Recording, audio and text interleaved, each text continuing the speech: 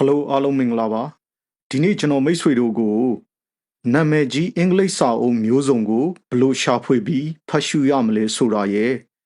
ဒီအင်္ဂလိပ်စာအုပ်တွေကို AI အသုံးပြုပြီးဘယ်လိုဘာသာပြန်လို့ရမလဲဆိုတာကိုဒီနေ့ပြောပြပေးသွားချင်ပါတယ်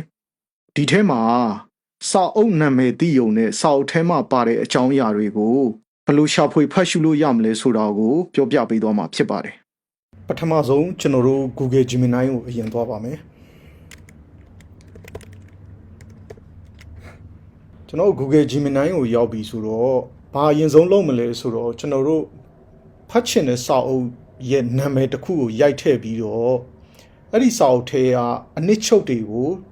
ဒီ Google Gemini ကနေဖော်ပြခိုင်းလို့ရပါတယ်အဲ့တော့အခုဘာစာအုပ်တွေဖတ်မှမသိသေးဘူးပေါ့နော်အခုခေတ်စားနေတဲ့နာမည်ကြီးစာအုပ်တွေကိုဖော်ပြခိုင်းလို့ရပါတယ်ကျွန်တော်တို့ရိုက်ထည့်လိုက်မယ်ခုနာမည်ကြီးနေတဲ့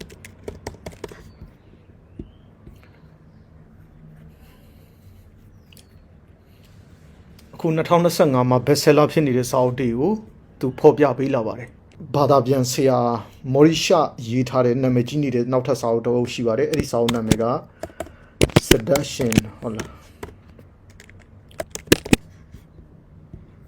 Seduction နော်မာယာထောင်ချောက်ပေါ့နော်အခုဟွာကနေမှမော်ရီရှာနေမှမာယာထောင်ချောက်လားမသိဘူးနော်စာအုပ်နာမည်အဲ့လိုဘာသာပြန်သွားပါတယ်The art of seduction စာအုပ်မှာအဓိကအပိုင်း2ပိုင်းနဲ့အခန်းပေါင်း42ခန်းပါဝင်ပါတယ်တဲ့အဓိကအပိုင်း2ပိုင်းကဘာလဲဆိုတော့ number 1က part 1က the seductive characters ပေါ့နော် characters the seductive characters ဒီပိုင်းကတော့လူတစ်ယောက်ကိုစိတ်ဝင်စားစရာကောင်းတဲ့ seductive ပုံစံမျိုးဖြစ်အောင်ဘယ်လိုတည်ဆောက်ရမလဲဆိုတာကိုရှင်းပြထားပါတယ်တဲ့ဒါအပြင်ဆွဲဆောင်မှုရှိတဲ့လူမျိုးစား9မျိုးအကြောင်းကိုလည်းဖော်ပြထားပါတယ်တဲ့ number 2အပိုင်းနှစ်ကတော့ the seductive process ဒီပိုင်းကတော့လူတစ်ယောက်ကိုဆွဲဆောင်နိုင်ဖို့အတွက်လိုက်နာရမယ့်အစဉ်စဉ်လှုပ်ဆောင်ပုံတွေနဲ့နည်းလမ်းတွေကိုအသေးစိတ်ဖော်ပြထားပါတယ်တဲ့ဥပမာအဖြစ်တင်းရဲ့ပန်းနိုင်ကိုဘယ်လိုရွေးချယ်မလဲဘယ်လိုချီကပ်မလဲဘယ်လိုစိတ်ခံစားမှုတွေကိုလုံဆော်ပေးမလဲဆိုတာမျိုးတွေပါဝင်ပါတယ်ဒီစာအုပ်ရဲ့အခန်းကဏ္ဍတွေကတစ်ခုနဲ့တစ်ခုဆက်ဆက်နေပြီးစာအုပ်ရဲ့အဓိကသဘောတရားတွေကိုအသေးစိတ်ပုံဖော်ပေးထားတာဖြစ်ပါတယ်တဲ့ဟဲ့တော့အပိုင်း2ပိုင်းရှိမယ်ပေါ့နော်ဒါဒီစာအုပ်မှာဒါစာအုပ်နာမည်သိတာနဲ့ဒီစာအုပ်ကိုအနှစ်ချုပ်ကျွန်တော်တို့ကြည့်လို့ရသွားပြီအဲ့တော့ထပ်ပြီးသူ့ဘာတွေမေးလို့ရမလဲကြည့်အောင်နော်တစ်ချက်လောက်ဟုတ်ပြီအပိုင်း1ရဲ့ဒါရဲ့အနှစ်ချုပ်ကိုခိုင်းမယ်ဗျာနော်အဲ့တော့ကျွန်တော် copy ကူးလိုက်တယ်ဒီမှာ paste ပြန်လုပ်လိုက်တယ်အနှစ်ချုပ်ကိုဖော်ပြပါဒီလိုလေးထည့်ပေးလိုက်ပို့စုံတော့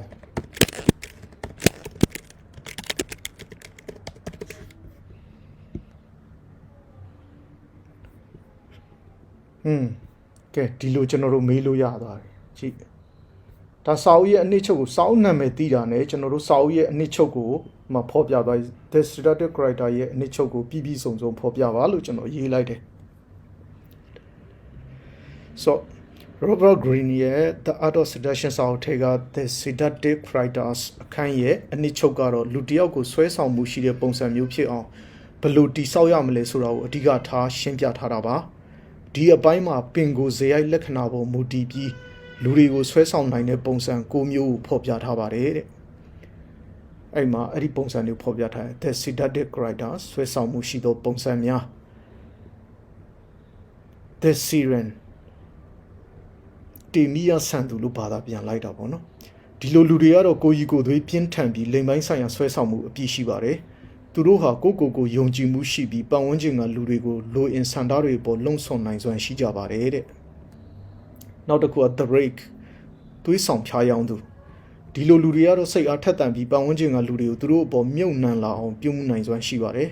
အစပိုင်းမှာသူတို့ရဲ့အပြုမှုကစိတ်ရှုပ်ထွေးနိုင်ပေမဲ့နောက်ပိုင်းမှာတော့တကယ်စိတ်ဝင်စားကြောင်းပြသတတ်ကြပါတယ်တဲ့ဥမာအဲ့လိုလေးဖော်ပြသွားတာအဲ့ဒီမှာကိုကထပ်ပြီးတော့အသေးစိတ်ရှင်းခိုင်းမယ်ဗျာလက်ရှိအကြောင်းကိုဥပမာတွေနဲ့ပြည့်စုံစွာ ရှင်းပြပါဒီလိုခိုင်းလိုက်မယ်နော်သူဘယ်လိုရှင်းပြမလဲကြည့်အောင်နော်ကိုကျွန်တော်ရေးလိုက်တာဥပမာဥက္ကမာလို့ဖြစ်သွားထားလိုက်ပါတော့ there is the art of seduction စာအုပ်ထဲက the siren တေမီယဆန်သူဆိုတော့ကတော့အမျိုးသားတွေကိုစိတ်ကူးယဉ်မှုတွေအနေရှိတဲ့စိတ်ခံစားမှုတွေနဲ့ဆွဲဆောင်နိုင်တဲ့အမျိုးသမီးတဦးကိုဆိုလိုပါတယ်သူတို့ဟာရုပ်ပိုင်းဆိုင်ရာဆွဲဆောင်မှုအပြင်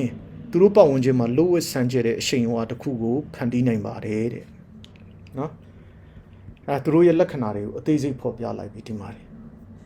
ပြောချင်တာကိုထပ်သိချင်တဲ့အကြောင်းအရာတွေကိုထပ်ပြီးမေးလိုက်လို့ရတယ်ပြောချင်တာကျွန်တော်စာအုပ်တအုပ်ရဲ့နာမည်ကိုသိတာနဲ့ကျွန်တော်တို့ Google Gemini ကနေမှာကိုသိချင်တာတွေကိုဆွဲထုတ်ပြီးမေးလိုက်လို့ရသွားပြီ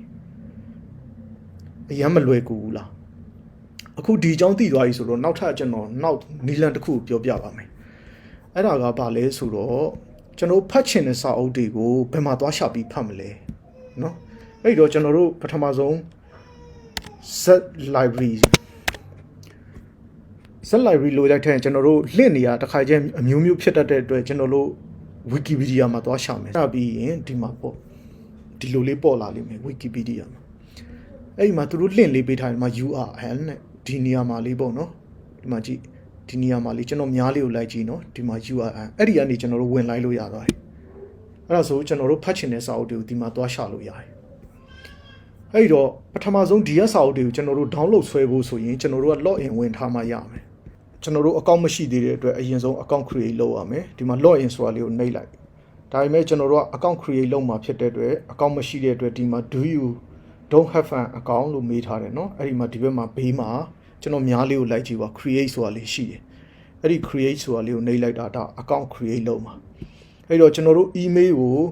ကျွန်တော်တို့ဒီမှာအသုံးပြုရပါမယ် email တော့ဖွင့်ပြီးမှကျွန်တော်မပြောပြတော့ပါဘူးအကုန်လုံးလောက်တတ်ကြမှာထင်ပါတယ်အဲ့တော့ကျွန်တော် email ထည့်လိုက်ပြီးအဲ့ဒါပြီးကျွန်တော် password တစ်ခုပေးမယ်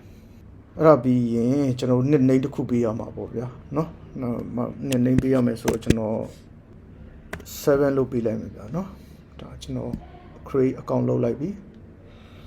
confirm your email address enter the confirmation code we send to your email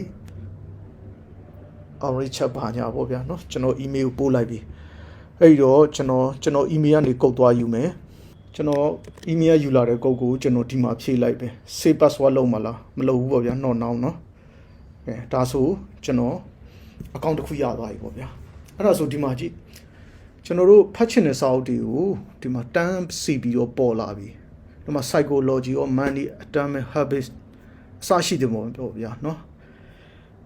အများကြီးပဲစာအုပ်တွေကတော့ကိုဖတ်ချင်တဲ့စာအုပ်တွေမှာ loss of human nature အခုနာမည်ကြီးနေရပြီပေါ့နော်ဒီမှာ power 48ဆိုတဲ့စာအုပ်တွေလည်းဒီမှာရှိတယ်အကုန်လုံးကိုဖတ်ချင်တဲ့စာအုပ်တွေရဲ့နာမည်တွေကိုဒီမှာရိုက်ထည့်ပြီးတော့ကျွန်တော်တို့ဖတ်လို့ရတာပေါ့ The Damn Theory ဒါအခု2025မှာဒါနာမည်ကြီးနေတဲ့စာအုပ်ပေါ့နော် Okay ဒါလေးကိုကျွန်တော် download ဆွဲကြည့်အောင်ဗျာဒီမှာ The Damn Theory ဒီနေရာမှာကျွန်တော်တို့ဘာတွေနဲ့ download ဆွဲရင်ကောင်းမလဲဆိုအခုပေးထားတာကဘာလဲဆိုတော့ဒီမှာ EPUB နော်ဘာပေးထားသေးတယ်နောက်ထပ်သူ PDF လည်းပေးတယ်ဆိုတော့ PDF ကို download ဆွဲမယ်ဗျာ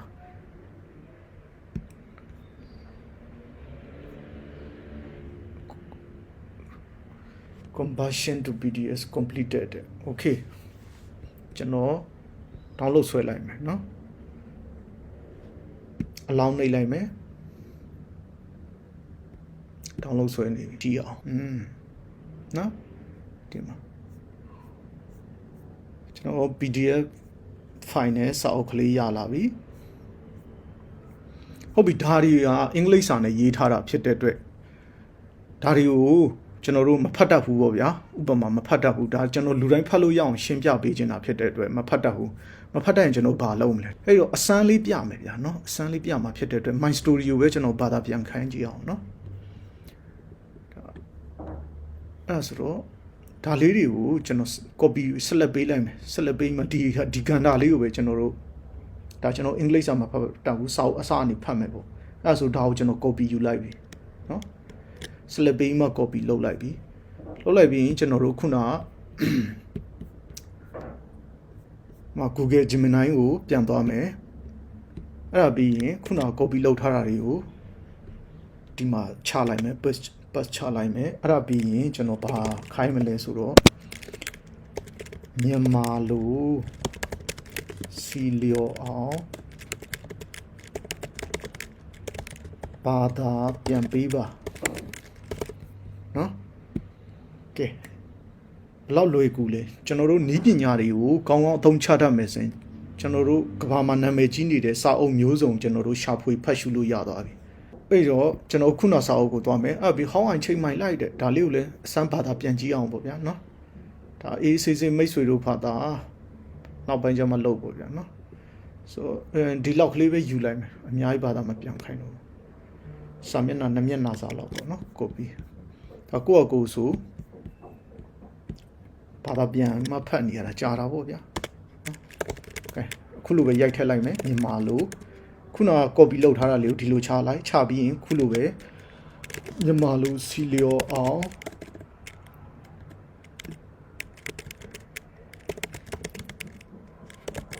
ဘာသာ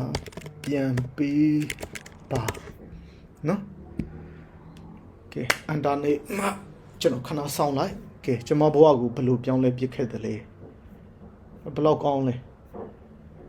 ကျွန်တော်အင်္ဂလိပ်စာအုပ်ကိုဘာသာပြန်ခြင်းနေဗျာအဲ့ဒါဆိုသူတို့ဒီလိုအကျမ်းဘာသာပြန်ခိုင်းလိုက်လို့ရတယ်နောက်မှကျွန်တော်တို့ဘာသာကွန်ပြီးတော့ပို့ပြီးအချောတတ်လို့ရသွားပြီအင်္ဂလိပ်စာအုပ်ကိုဘာသာပြန်ဖို့လေကျွန်တော်တို့အတွက်ခက်ခဲသေးလားမခက်ခဲတော့ဘူးနော်ကျွန်တော်မိတ်ဆွေတို့ကိုငါးပေးတာမဟုတ်ပါဘူးငါးရှာတဲ့နည်းကိုသင်ပေးလိုက်တာပါအခုအဲ့တော့အင်္ဂလိပ်စာတွေကိုဘာသာပြန်စာရေးဆရာအနေနဲ့လုပ်ချင်လေဒီနည်းစနစ်ကိုလုပ်ရင်ပို့ပြီးလွယ်ကူသွားပါလိမ့်မယ်နောက်တစ်ခုကျွန်တော်ထပ်ပြခြင်းပါသေးတယ်ခုနောက်ပိုင်းခေတ်စားနေတဲ့အလေးကိုမိတ်ဆွေတို့ပြောပြမယ်အဲ့ဒါက Google ဒါလေးပြနော် Google Notebook LM Okay အခုတော့ကျွန်တော်မိတ်ဆွေတို့ကိုဒါ Google Note LM ကိုဘယ်လိုအသုံးပြုရမလဲဆိုတာကျွန်တော်အခုပြောပြပေးသွားပါမယ်အသေးစိတ်ပြောပြပေးသွားပါမယ်အဓိကမှတ်ထားမှာကဒီ Google Note LM က PDF ဖိုင်ပဲဖတ်ပါတယ်တခြား EPUB ဖိုင်တွေဘာတွေကိုဒီမှာ upload လုပ်လို့မရပါဘူးအဲ့တော့ကျွန်တော်တို့ခဏနေ Z library မှာ download ဆွဲမယ်ဆိုရင် PDF ဖိုင်ကိုပြောင်းပြီး download ဆွဲဖို့အရေးကြီးပါတယ်အခုကျွန်တော် file တစ်ခုဒီထဲကိုထည့်မှာပေါ့အဲ့တော့ကျွန်တော် drag and draw or choose file to upload ဆိုတော့ကျွန်တော် choose file ကိုနှိပ်လိုက်မယ်အဲ့ဒါပြီးရင်ဒီမှာကျွန်တော်ခုန download ဆွဲထားတဲ့စာအုပ်ကို upload လုပ်လိုက်မယ်နော်ခဏလေးစောင့်ပေးလိုက်ဟုတ်ပြီပေါ်လာပြီအင်္ဂလိပ်လိုပေါ်လာပါလိမ့်မယ်အဲ့တော့ကျွန်တော်တို့ကမြန်မာလိုသိကျင်တယ်ဗျအင်္ဂလိပ်လိုရှုပ်တယ်မြန်မာလိုဖတ်ရတာပိုကောင်းတယ်ဒါမှမဟုတ်အင်္ဂလိပ်လိုဖတ်ရတာမဖတ်တတ်ဘူးစသဖြင့်ပေါ့အဲ့တော့ဘာလုပ်မလဲကျွန်တော်တို့ဒီမှာအပေါ်မှာ share and setting ဆိုတာလေးရှိတယ်အဲ့ဒီ setting ကိုနှိပ်လိုက်ပါနှိပ်ပြီးဒီမှာကြည့်လိုက်တဲ့ခါကျရင် output language ဆိုတာပေါ်လာလိမ့်မယ် output language ဒီမှာပေါ်ပြမဲ့ language ကဘာ language ကိုသုံးမလဲပေါ့နော်အဲ့ဒါဆိုတော့ဒီထဲကိုကျွန်တော်ဝင်မယ်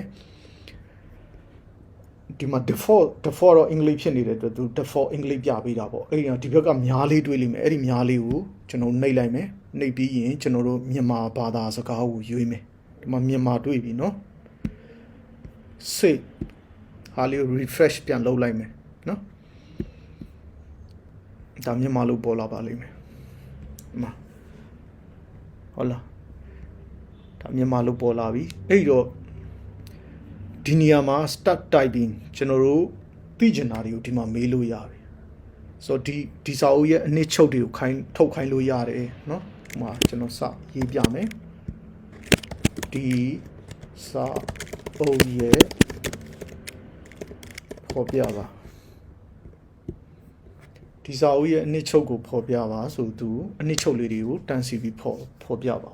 တော့တခန်းချင်းစီကိုလည်းခိုင်းလို့ရပါတယ်နော်ဒါသူကတော့အဓိကအရေးကြီးတဲ့ဟာတွေကိုအနှစ်ချုပ်လုပ်ပြီးထုတ်ပေးလိုက်တာပေါ့တစ်ခုချင်းစီလက်တန်းနံပါတ်1ကနေစပြီးမှဒီစာအုပ်ရဲ့အဓိကအနှစ်သာရဘာလဲအရင်ဆုံးဖော်ပြတယ်အဲ့ဒါပြီးတော့အခန်း1လက်တန်းသူတို့ဖတ်တာသူတို့ဖြစ်ခွင့်ပေးလိုက်ပါဘူးဒီမှာဒါမျိုးလေးတွေပေါ့ဗျာနော်ဒါက Google Note ခုနစာအုပ်တုပ်လုံးဖတ်ချင်နေစင်တော့ခုန Google Gemini မှာတစ်ခုချင်းစီကိုတစ်ခန်းချင်းစီတောင် page တစ်ခုချင်းစီကို copy လုပ်မှ ဒီ Google Gemini မှာလာပြန်ချပြီးရင်ဘာသာပြန်ခိုင်းပေါ့ဗျာနော်တကယ်သူအနည်းချုပ်တွေထုတ်ပေးတယ်အဲ့ဒါပြီးကျွန်တော်ဘာတွေလုပ်လို့ရပါလဲဒီဘက်မှာဘာတွေလုပ်လို့ရတယ် audio overview ဒီ audio overview ကဘာလဲဆို generate an AI podcast based on your source တဲ့အဲ့တော့ podcast လေးထုတ်ပေးမှာပေါ့ဗျာနော် generate an AI podcast based on your source အဲ့တော့ဒါ podcast လေးထုတ်ခိုင်းလို့ရတာပေါ့เนาะဒါလေးကိုနှိပ်လိုက်ရင် podcast ထွက်လာလိမ့်မယ်ကဲနှိပ်ခိုင်းအောင်ဗျာစမ်းရအောင်เนาะသူ generating လုပ်နေ generating audio လုပ်နေဒါလုပ်နေတန်းလန်းနေကျွန်တော်တို့နောက်ထပ်တစ်ခုပါခိုင်းလို့ရမလဲဆိုတော့ဒီမှာ mind map လည်းထုတ်ခိုင်းလို့ရတယ် mind map ကတော့သူတို့အင်္ဂလိပ်လိုပဲထုတ်ပေးတယ်အဲ့တော့ကျွန်တော် mind map ကိုပါ generate လုပ်ခိုင်းလိုက်ပြီဒီမှာ mind map ထုတ်နေเนาะဒီမှာ generating audio